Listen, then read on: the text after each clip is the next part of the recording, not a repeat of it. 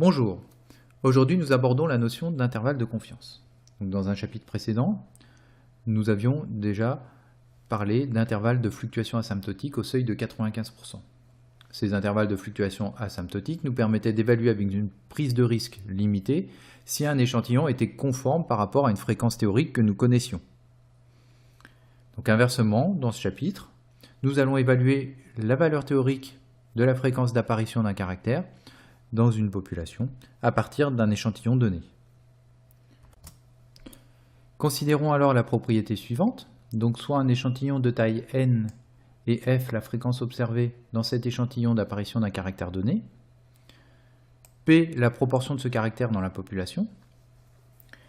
Alors si n est supérieur ou égal à 30, n fois f supérieur ou égal à 5, et n facteur de 1 moins f supérieur ou égal à 5, alors l'intervalle f moins 1 sur racine carrée de n, f plus 1 sur racine carrée de n, est un intervalle de confiance de P au niveau de confiance de 95%.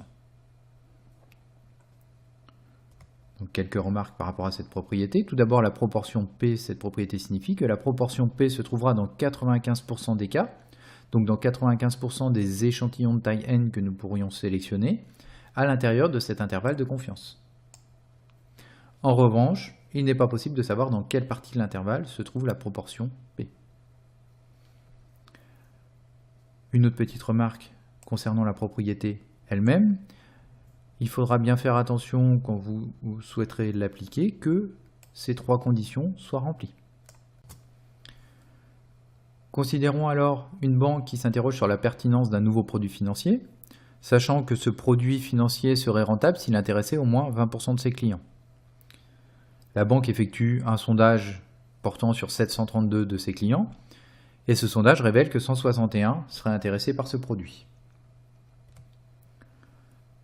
Nous avons donc dans ces données la fréquence observée, qui est de 0,22, qu'on calcule en divisant 161 par 732.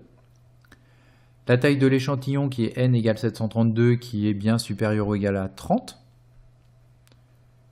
N multiplié par f, qui nous donne 161, donc qui est bien supérieur ou égal à 5. Et n multiplié par 1 moins f, qui est égal à 571, qui est bien supérieur ou égal à 5 également. Les conditions pour déterminer un intervalle de confiance sont donc bien réunies.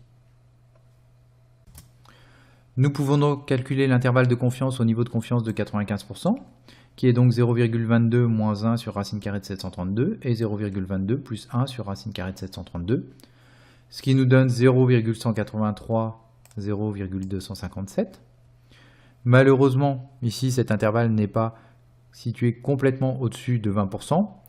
La banque ne peut donc pas conclure sur la pertinence de son produit financier.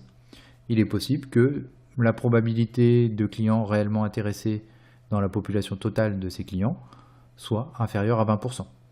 Il va donc falloir ici éventuellement refaire un sondage sur un effectif plus important, histoire d'affiner ici la taille de cet intervalle de confiance.